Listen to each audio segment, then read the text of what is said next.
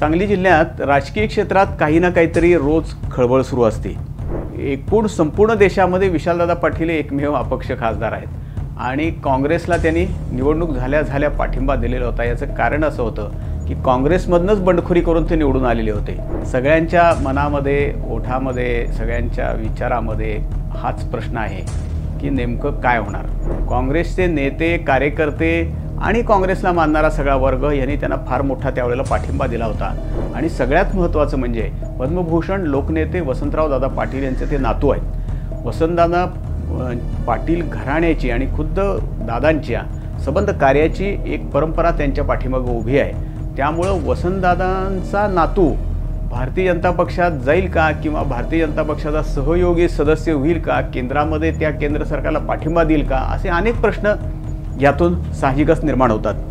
आता ह्या सगळ्या पार्श्वभूमीवरती म्हणजे पृथ्वीराज बाबा पाटील भाजपमध्ये जाणार का, संजय काका पाटील भाजपमध्ये येणार, अशा ह्या सगळ्या पार्श्वभूमीवरती विशालदादांची ही बातमी पुढे आलेली आहे किंवा ही त्यांचं स्टेटमेंट पुढे आले असं आपण म्हणू। लोकनेते वसंतराव दादा पाटील यांचा नातूच जर भाजपला पाठिंबा देत असेल तर त्याचं सहर्ष स्वागत ह्या निर्णयाचं होणार आहे, यात काही शंकाच नाही। समजा विशाल पाटीलही जर भाजपबरोबर गेले तर पुढच्या निवडणुकीमध्ये विशालदादांनाच तिकीट मिळू शकतं भाजपचं, ते विद्यमान खासदारालाच मिळेल। मग संजय काका काय करणार, हा एक मोठा प्रश्न आहे। दुसरा प्रश्न आहे पृथ्वीराज बाबा पाटलांचा। ते ज्या कारणासाठी म्हणून काँग्रेस पक्ष सोडून 2 निवडणुकांमध्ये त्यांचा जो पराभव झाला सांगली विधानसभा मतदारसंघात, तो या काँग्रेसमधल्या गटबाजीमुळे भांडणामुळेच झाला। त्याच गटाचे एक नेते जर विशालदादा पाटील जर भाजपमध्ये जाणार असतील किंवा भाजपबरोबर जाण्याची शक्यता असेल तर पृथ्वीराज बाबा पाटील पुन्हा भाजपमध्ये जाऊन करणार काय?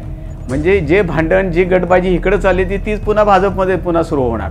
म्हणजे अशी ह्या दोघांची, संजय काका पाटील आणि पृथ्वीराज बाबांची सुद्धा पंचायत व्हायची शक्यता आहे।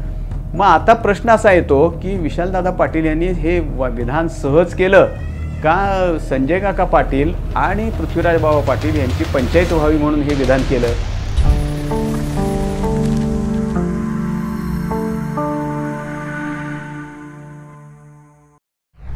सांगली जिल्ह्यात राजकीय क्षेत्रात काही ना काहीतरी रोज खळबळ सुरू असते। मध्ये काही महिन्यांपूर्वी म्हणू किंवा काही आठवड्यांपूर्वी म्हणू आपण की राष्ट्रवादी काँग्रेसचे अध्यक्ष जयंतराव पाटील भाजपमध्ये जाणार म्हणून जोरदारपणे चर्चा सुरू झाली होती। त्याच्यावर आता जवळजवळ पूर्णविराम झालेला आहे। त्यानंतर पृथ्वीराज बाबा पाटील सांगली शहर जिल्हा काँग्रेसचे अध्यक्ष ते भाजपमध्ये जाणार म्हणून चर्चा उठली आणि तवर संजय काकांचा विषय चालूच आहे सध्या। ते तर काय तसे भाजपमध्येच होते आणि भाजपला काही ते फारसे नवीन नाहीत, परंतु आता नव्यानं एक विषय विशालदादांचा पुढं आलेला आहे। नमस्कार, मी चिंतामणी सहस्रबुद्धे। आपण आज बोलणार आहे ते सांगलीचे जे खासदार आहेत, लढाऊ खासदार विशालदादा पाटील, हे भारतीय जनता पक्षात जाणार का? सगळ्यांच्या मनामध्ये, ओठामध्ये, सगळ्यांच्या विचारामध्ये हाच प्रश्न आहे की नेमकं काय होणार। याचं सगळ्यात महत्त्वाचं कारण असं आहे की 1-2 दिवसापूर्वी जो कार्यक्रम झाला, पत्रकारांचाच एक कार्यक्रम होता, मीडियाचाच एक कार्यक्रम होता। त्या कार्यक्रमासाठी खासदार विशालदादा पाटील प्रमुख पाहुणे म्हणून उपस्थित होते आणि त्या कार्यक्रमासाठी राज्याचे ग्रामीण विकास मंत्री जयकुमार गोरे हे सुद्धा उपस्थित होते। जयकुमार गोरेंचा संदर्भ देत विशालदादा पाटीलने त्या कार्यक्रमामध्ये जोरदार बॅटिंग केली। ते असं म्हणले की जयकुमार गोरे हे सांगलीशी संबंधित आहेत, सांगलीशी त्यांचा चांगला ऋणानुबंध आहे, आजही टिकून आहेत ते आणि ते अपक्ष म्हणून पहिल्यांदा निवडून आले, नंतर भारतीय जनता पक्षात गेले, तिथून आमदार झाले आणि आता मंत्री झाले। असं बोलता हसत विशालदादा म्हणले की आता मला सुद्धा असं वाटायला लागलेलं आहे की भविष्यामध्ये आपण सुद्धा काँग्रेसमध्ये नाही पण अन्य कुठल्या तरी पक्षात जावं आणि बघावं मंत्रिपद आपल्याला मिळते का। या त्यांच्या वक्तव्यामुळे सगळीकडे खळबळ उडालेली आहे। गोरे साहेब या ठिकाणी आलेले आहेत। जयकुमारजी आपले जावई आहेत, त्यांचं सासूरवाडी आमच्या शेजारी आहे, आमच्या भिंतीला भिंत लागून आहे आणि योगायोग असा की ते आज अपक्ष पहिला निवडून आले, मी अपक्ष पहिला निवडून आलो। कधी आता परत मी काँग्रेसमध्ये जाईन नाही तर कुठल्या तरी पक्षात जाईन, पण कुठेतरी आम्हाला पण पुढे जाऊन मंत्रिपद मिळावं असं अपक्ष सुरुवात केलं जाईल। त्यांच्यासारखी आमची पण सुरुवात पुढे जावी अशी आपण विषय करतो। संपूर्ण देशामध्ये विशालदादा पाटील एकमेव अपक्ष खासदार आहेत आणि काँग्रेसला त्यांनी निवडणूक झाल्या पाठिंबा दिलेला होता. याचं कारण असं होतं की काँग्रेसमधनंच बंडखोरी करून ते निवडून आलेले होते आणि महाविकास आघाडी विरुद्ध बंडखोरी करून ते निवडून आले. ते काँग्रेसचे नेते, कार्यकर्ते आणि काँग्रेसला मानणारा सगळा वर्ग यांनी त्यांना फार मोठा त्यावेळेला पाठिंबा दिला होता आणि त्यांनी सांगली मतदारसंघामध्ये भारतीय जनता पक्षाचे म्हणजेच महायुतीचे उमेदवार संजय काका पाटील आणि महाविकास आघाडीचे उमेदवार चंद्रहार पाटील या दोघांचाही पराभव केला होता. त्यामुळं दोन्ही पार्ट्यांचा पराभव करून निवडून आलेले एकमेव खासदार आणि त्यातही अपक्ष खासदार म्हणून त्यांची जोरात सगळीकडं देशभर चर्चा झालेली होती. साहजिकच त्यांनी लोकसभेच्या ज्या अधिवेशनं झाली त्यातही अनेक प्रश्न विचारले आणि ते सतत चर्चेत राहिले. काही दिवसांपूर्वी चंद्रकांतदादा पाटील जे सांगली जिल्ह्याचे पालकमंत्री आहेत आणि भारतीय जनता पक्षाचे ज्येष्ठ नेते आहेत, त्यांनी विशालदादा पाटीलांना एक सहज बोलता बोलता ऑफर दिली ती की विकास करायचा असेल तर तुम्ही आमच्यासोबत या, तुम्ही विकासाच्या बाबतीत नेहमी सतत बोलता, सतत कार्यक्रमांना उपस्थित असता, ही चांगली गोष्ट आहे, तुम्हालाही विकास करायचा आहे, आम्हालाही ह्या जिल्ह्याचा सगळा विकास करायचा आहे, तर आमच्याबरोबर आलात तर चांगलं होईल. राजकारणात नेहमी वर्तमानावर चालावं लागतं, पुढे काय माहीत नाही. वर्तमानामध्ये त्यांच्या हाताशी अजूनही 4 वर्ष 2 महिने आहेत. मे महिन्यात त्यांचं वर्ष पूर्ण व्हायचं, त्यामुळे 2 महिने आहेत. तर त्यामुळे 4 वर्ष 2 महिन्याच्या कालावधीचा आम्ही विचार करतो आहोत. जर ते बरोबर आले तर आमची केंद्रातली एक संख्याही वाढते आणि मग जिल्ह्यातल्या विकासाच्या कामांना त्यांना जे करायचं आहे त्यालाही सोपं जाईल. म्हणून आम्ही त्यांना जाहीर ऑफर आता पुन्हा एकदा देत आहोत, त्याचा त्यांनी विचार करा. निवडून आलेला मी दिली होती त्यावेळेला काही तशी विशालदादांनी दाद दिली ती त्यांना असं दिसलं नाही, परंतु चंद्रकांतदादा पाटीलनी मात्र त्यांना तशी एक ऑफर देऊन ठेवलेली होती. आता परवा जो नुकताच कार्यक्रम झाला आणि त्यात जे विशालदादा भारतीय जनता पक्षात जाईन का वगैरे ह्याच्या किंवा मंत्रिपद मिळेल का अशा संदर्भात जे बोलले, त्यामुळे चंद्रकांतदादा पाटील यांची जी ऑफर आहे ती त्यांनी स्वीकारली आहे का किंवा ती स्वीकारायची त्यांची मानसिकता झाली आहे का, तशी त्यांची चर्चा सुरू आहे का किंवा तशी काही विचार आहे का, निदान चर्चा राहू दे बाजूला, निदान तसा विचार आहे का, असे अनेक प्रश्न यातून निर्माण झालेले आहेत. साहजिकच राजकीय क्षेत्रामध्ये मोठी खळबळ उडालेली आहे. याचं कारण असं आहे की विशालदादा पाटील हे एक सांगली जिल्ह्यातलं एक जबरदस्त असं नेतृत्व आहे, तरुण नेते आहेत आणि सगळ्यात महत्त्वाचं म्हणजे पद्मभूषण लोकनेते वसंतराव दादा पाटील यांचे ते नातू आहेत. वसंतदादा पाटील घराण्याची आणि खुद्द दादांच्या संबंध कार्याची एक परंपरा त्यांच्या पाठीमागं उभी आहे. त्यामुळं वसंतदादांचा नातू भारतीय जनता पक्षात जाईल का किंवा भारतीय जनता पक्षाचा सहयोगी सदस्य होईल का, केंद्रामध्ये त्या केंद्र सरकारला पाठिंबा देईल का, असे अनेक प्रश्न यातून साहजिकच निर्माण होतात. या सगळ्या चर्चेच्या पार्श्वभूमीवर आपण एक पार्श्वभूमी लक्षात घेतली पाहिजे की जयंतराव पाटील भाजपमध्ये जाणार का वगैरे ह्या गोष्टीचा आता जवळजवळ पूर्णविराम मिळाला आहे असं दिसतंय तूर्त तरी. कारण जयंतराव पाटील अतिशय आक्रमक झाले आणि त्यांनी विधिमंडळाचं अधिवेशनसुद्धा गाजवलं. सरकारला अक्षरशः तिने धारेवर धरलेलं होतं. त्याच्यावरनं तरी तूर्त तरी काही जयंत पाटील ह्यात जातील किंवा असा काही विचारही करतील असं काही कोणाला वाटत नाही. किंबहुना खरं म्हणजे त्यांनी स्वतःच कधी असं जाहीर केलेलं नव्हतं. चर्चा मात्र बातम्या मात्र खूप उठल्या त्या की ते जाणार वगैरे अशा. त्यांनी त्याचा काही इन्कारही केला नाही आणि डायरेक्ट त्यांनी कधी ते जाहीरही केलेलं नव्हतं की मी जाणार आहे वगैरे असा. परंतु त्याच दरम्यान सांगली शहर जिल्हा काँग्रेसचे अध्यक्ष पृथ्वीराज बाबा पाटील हे भाजपमध्ये जाणार अशी चर्चा उठली आणि गेल्या काही दिवसामध्ये काही महिन्यामध्ये विशेषतः विधानसभा निवडणुकीनंतर त्यांनी सरकारच्या विरुद्ध, भारतीय जनता पक्ष महायुती सरकारच्या विरुद्ध फारसं काही आक्रमक धोरण स्वीकारले असं दिसत नाही. मध्यंतरी एक घरपट्टीच्या विषयावरती त्यांनी एक थोडी विधान केलेलं होतं, परंतु त्यातही काही फार मोठं हे नव्हतं की सरकारनं हा प्रश्न सोडवावा, नागरिकांचा प्रश्न आहे हा आणि तो पूर्णपणे त्या घरपट्टीच्या नोटिसा मागं घेईपर्यंत मी काही स्वस्थ बसणार नाही एवढंच ते म्हणले. त्यानंतर ते काही फारसे बोलले नाहीत. त्यांच्या एकूण त्या चर्चेमुळंच रामहरी रुपनवर जे काँग्रेसचे निरीक्षक आहेत, ज्येष्ठ नेते आहेत, ते इथं सांगलीमध्ये आले. ते त्यांना प्रदेश काँग्रेसचे जे अध्यक्ष आहेत सपकाळ त्यांनी पाठवलेलं होतं असं म्हणतात.